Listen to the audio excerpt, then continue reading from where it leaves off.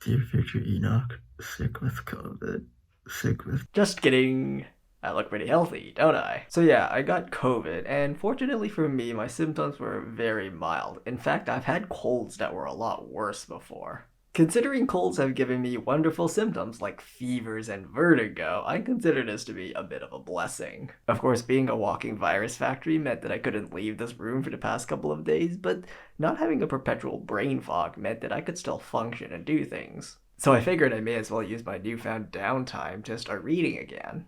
Remember the book I pulled out of my bookshelf 2 weeks ago? It's called The Meaning in the Making by Sean Tucker, and it's less about the technicalities of making art and more about the philosophies of it. The long and short is that a friend gave me this book over a year ago, and I haven't had time to open it since. And to be honest, I've been meaning to do more reading anyways, and COVID was just the perfect opportunity to do more reading.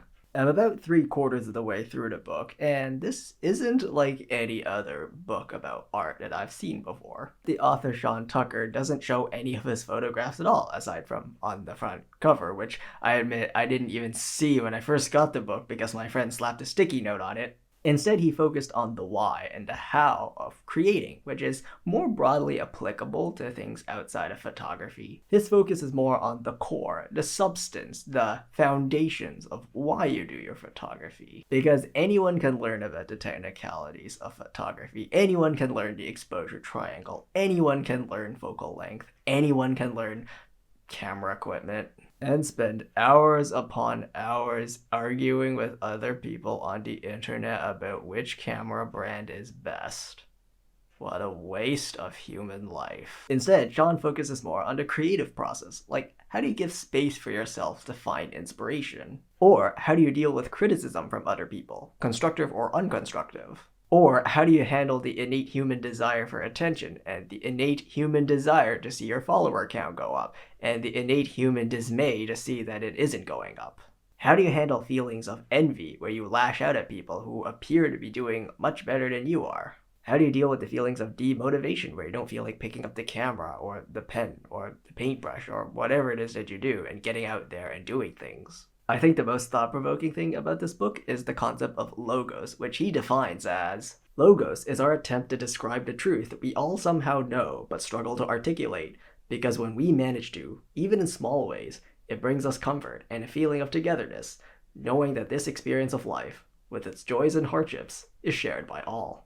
This is sort of what I've been trying to tell people when they ask me what camera they should buy. It isn't about equipment, because photography at its core is an art form. And while technical skill is important in art, it isn't everything. In fact, it isn't even the core. Good photos need to say something. They need to have value.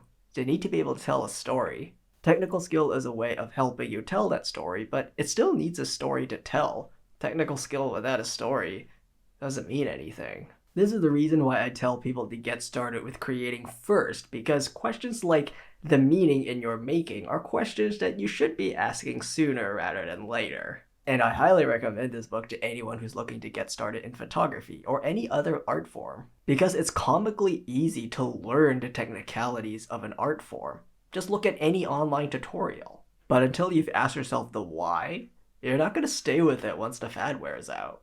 And in terms of books, I'm really looking for books that force me to think. And while it's great to learn about how photographers shoot, I'm much more interested in learning about their thought processes, because a lot of the problems that I struggle with as a photographer have nothing to do with technicalities. And it's always incredibly reassuring when someone else is willing to be vulnerable and to show you that they too have struggled with that problem. And in doing so, you feel a lot less alone and more capable of taking on those problems. Future Enoch, looking forward to ending self-isolation. I'll see you next week.